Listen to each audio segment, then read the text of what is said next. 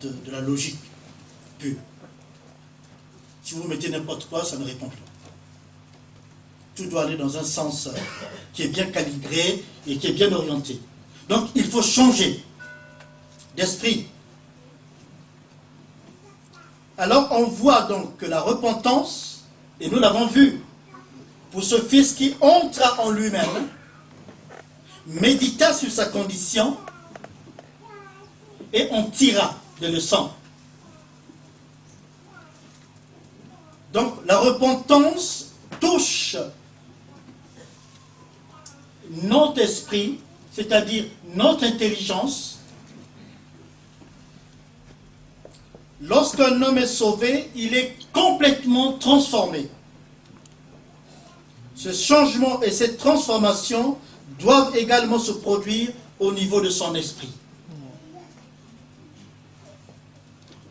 Je reviendrai sur le texte de Romains tout à l'heure. Romains 12.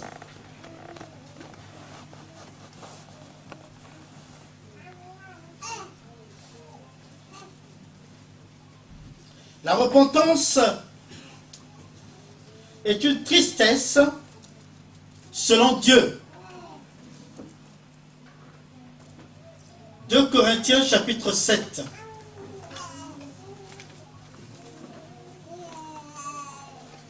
J'ai le texte dans une version que j'ai retenue dans l'un des documents. Voilà.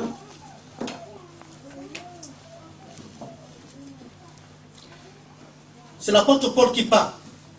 Je me réjouis à cette heure, non pas de ce que vous avez été attristés, mais de ce que votre tristesse vous a apporté à la repentance. Car vous avez été attristés selon Dieu, afin de ne recevoir de notre part aucun dommage. En effet, la tristesse selon Dieu produit une repentance à salut, dont on ne se repent jamais, tandis que la tristesse du monde produit la mort. Et voici que cette même tristesse, selon Dieu, quel empressement n'a-t-elle pas produit en vous? Quelle justification, quelle indignation, quelle crainte, quel désir ardent, quel zèle, quelle punition que vous avez montré à tous égards que vous étiez purs dans cette affaire.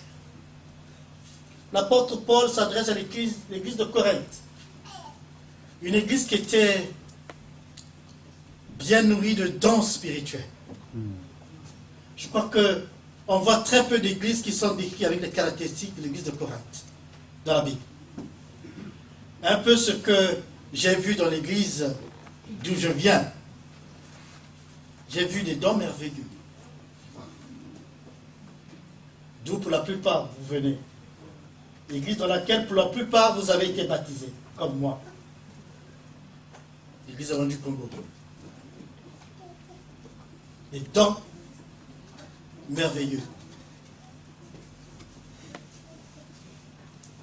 C'est ceux-là que le Seigneur reprend.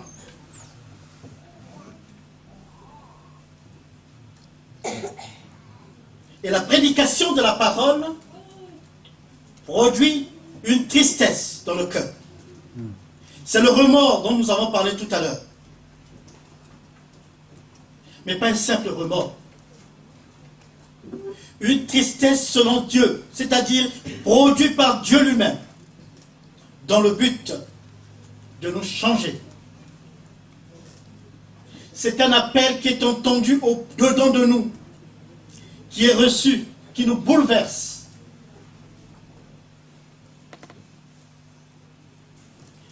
Qui nous replace devant nous-mêmes et qui nous met en face de la parole de Dieu. Lorsque la loi de Dieu est énoncée, quel est l'homme qui peut résister? Et alors ce peuple n'a pas eu une tristesse selon ce monde parce qu'il ne s'est pas contenté d'être triste. L'église de Corinthe a choisi ce qui était meilleur. Cette tristesse a conduit à la repentance. Ce n'est pas la tristesse que eut Judas. C'est la tristesse de Pierre, qui après avoir renoncé par 3 fois son Seigneur, est pris de douleur lorsque son regard croise le regard du Seigneur. Il s'en repent. Mais Judas, après avoir trahi, ne se repent pas. Il est animé par une tristesse. Il a du remords. Mais qu'est-ce qu'il fait? Il court vers ceux-là qui lui ont donné de l'argent pour remettre de l'argent. Il est entré dans une forme de tristesse qui conduit à la mort. Parce que nous connaissons la conséquence après. Il s'est pendu.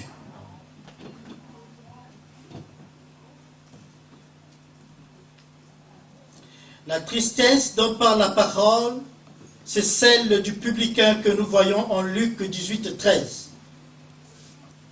qui se frappe la poitrine et qui implore le Seigneur pour le misérable qu'il est.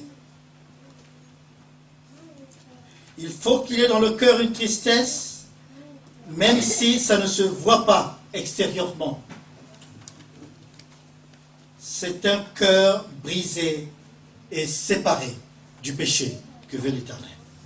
Amen. Un cœur brisé et séparé du péché. Mais quand la tristesse nous vient au cœur, le Seigneur veut que nous découvrons que la repentance conduit non pas à une culpabilité, pas à nous culpabiliser, parce qu'en même temps, il nous dit qui il est pour nous. Alors, il nous appelle à une décision juste devant lui. Cette décision concerne la volonté de l'homme. Le fils prodigue aurait pu ne pas se lever. Mais quand vraiment la tristesse est produite par Dieu, c'est-à-dire que c'est Dieu qui produit une tristesse pour une repentance à salut, alors dites-vous bien que vous le verrez. Parce que le Fils du Père écoute la voix de son Père. Jésus dit, mes brebis écoutent ma voix. Lorsque la tristesse te vient, après une prédication que tu reçois, parce que tu te sens concerné par ce que le Seigneur a voulu te dire,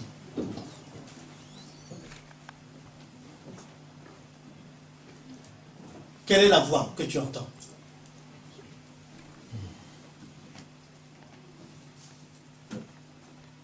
Il faut y réfléchir.